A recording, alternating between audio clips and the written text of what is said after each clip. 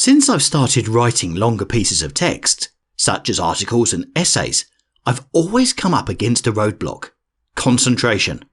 I would always lose my focus on the subject by taking a break, which would consist of going on my phone or watching a YouTube video for a bit. This break would go from the planned 5 minutes to 10, then to 30, and so on, going down the rabbit hole of scrolling through social media or clicking on a chain of recommended videos on YouTube. I've read many articles and studies on why we procrastinate and how we can stop it, but I think that we all know how to, but are just too lazy to do it. What pushed me to actually implement the ways that many recommend stopping procrastination was my overwhelming inner guilt of wasting time, where I could be productive, which has only recently just hit me. Now, I will try to help others how I have helped myself by outlining some very easy ways to come out of this state of mediocrity and to achieve more than the status quo. I found that my phone is my biggest time sink. Since getting an S10, I've been able to access a digital well-being tab in its settings, which shows how much time I spend on my phone, and a breakdown by app on which app I spend the most time on. I was shocked to find that some days, at its peak, I spent upwards of 12 hours on a combination of apps. This is what initially triggered my guilt and pushed me to find ways to be more productive. To combat this, I've come up with a simple solution: throw your phone away. Not literally. By this, I mean place your phone somewhere around 1 to 2 meters away from your workspace. This should be close enough so that you are not tempted to go on it, to browse for a few minutes, but also close enough so that in case you need to use it for something productive, you can reach it relatively easily.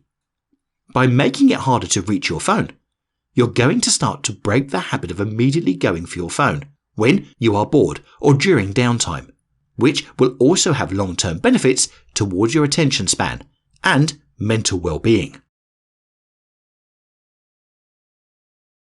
YouTube, Netflix, or any other video streaming platforms are my second biggest time sinks. Ending up on YouTube and going into the rabbit hole of videos has wasted an uncountable amount of time for me. Just by looking at the new Time Watch section that you can find if you click your profile on the mobile YouTube app, I can see that in the past week I have watched 27 hours and 9 minutes of YouTube.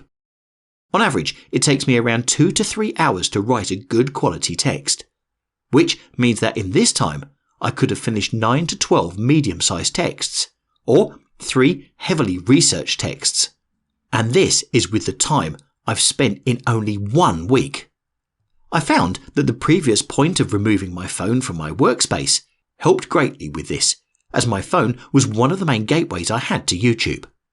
To combat my YouTube use on my computer, I open a completely different browser window when I start a project, which I force myself to use for the sole purpose of researching and writing the project.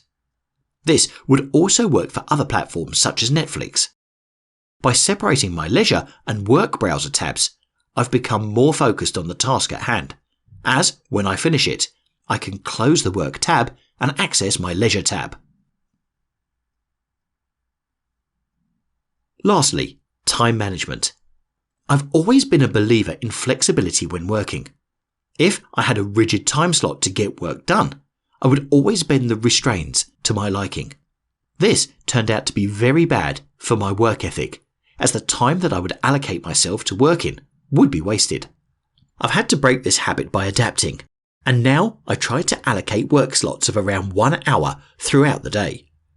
Having a 1 hour work slot means that I don't get discouraged and lose morale before I start working, as 1 hour isn't too much time to spend working.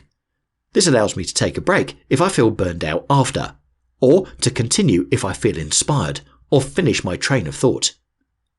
Using these 3 tips won't directly make you into the most productive writer, editor, or whatever you aspire to be.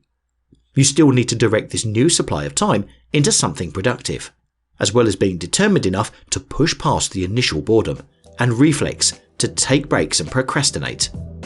If you push past the initial barrier, you will greatly appreciate your newfound productiveness and will be an overall better person for it.